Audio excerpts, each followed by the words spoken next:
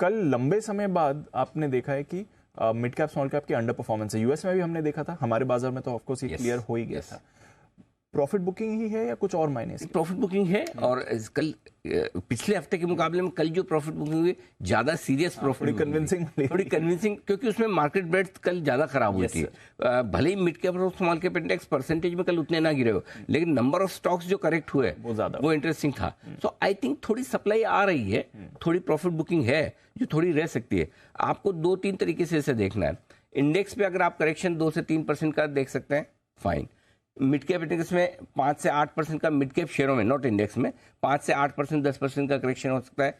Time wise 1 से 2 हफ्ते का हो सकता है। बस ये 3 चीजें अगर आपके मन में बैठी है तो आपको कहीं विचलित नहीं होना है कि बाजार ने टॉप बना यार अब वापस नया हाई बनाने में पिछली बार की तरह 18-20 महीने लग जाएंगे। ऐसा दिमाग में भी मत लाना। राइट। अभी ऐसा कुछ नहीं हो रहा।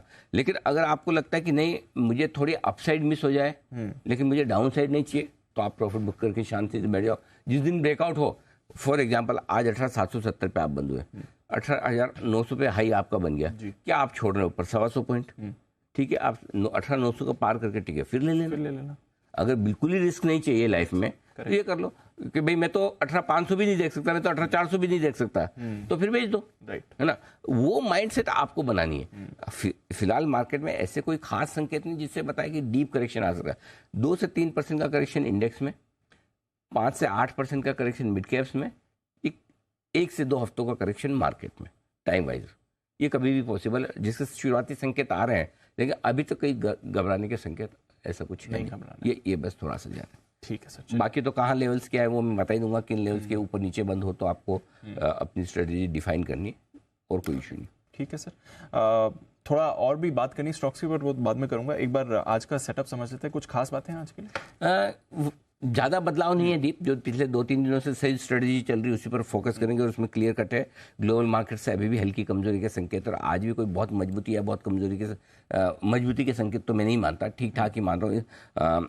ऊपर के लेवल पे प्रॉफिट बुकिंग करते रहे, बार बार कल भी यही बात कर रहे हैं। 18,800 18,900 आपके लिए बेचने की रेंज है, 18,600 18,700 लेने की रेंज है, 18,700 18,800 की रेंज में कुछ भी नहीं, टाइम पास वही हो रहा है, वही रहने वाला है। बड़े सपोर्ट लेवल के आसपास प्रॉफिट बुकिंग खरीदारी करते रहें।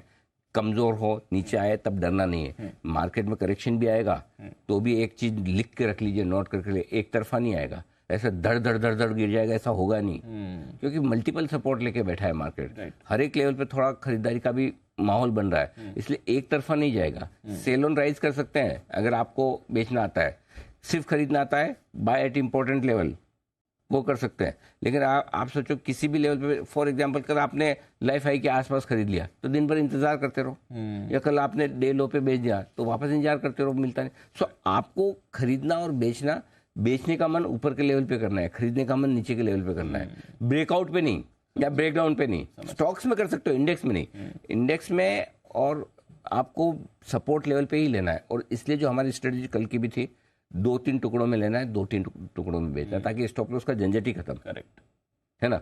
18,800 से 18,900 के बीच में फॉर एग्जांपल 3 रेंज बना लो, मैं 800 पे बेचूंगा, 850 पे बेचूंगा, 875 पे बेचूंगा, व्हाटएवर। 700 के नीचे खरीदा मैं 700 पे, 690 पे लूंगा, 665 पे लूंगा, 635 पे लूंगा, आप डिसाइड कर, रट्टा ही मार लो, रट्टा ही मार लो। करेक्ट। तो ये स्ट्रेटेजी से चलेंगे तो दोनों तरफ पैसे बनेंगे। समझ गया। पहले लेवल पे लिया, दूसरा आ गया और ले लिया, तीसरा आ गया, नहीं आया कोई बात नहीं, जहां से घुमाओ ठीक। पहले लेवल पे थोड़ा प्रॉफिट बुक किया, दूसरा आ गया तो और करे, वो तरीका ठीक है। ठीक है। और 2 लेवल दे देता हूँ। निफ्टी 18,475, बैंक निफ्टी 43,000 के नीचे बंद होगा तो ही जो पोजिशनल इन्वेस्टर्स हैं या जो थोड़ा लंबा सोचने वाले ट्रेडर्स उन्हें चिंता करनी है, तब तक नहीं। लेकिन आज एक लाइन और लिखिए कि जिससे आपका मूड माहौल कब ठीक होना चाहिए, जब 18,900 के ऊपर निफ्टी बंद होता है और बैंक निफ्टी फिर से 44,100 के ऊपर बंद होता है, तो आप फिर से तेजी में आ जाइए, फिर से तेजी में आ जाना। ठीक, 44,100 के ऊपर बंद होना चाहिए, ये क्लोजिंग लेवल है सारे। हाँ 18,944।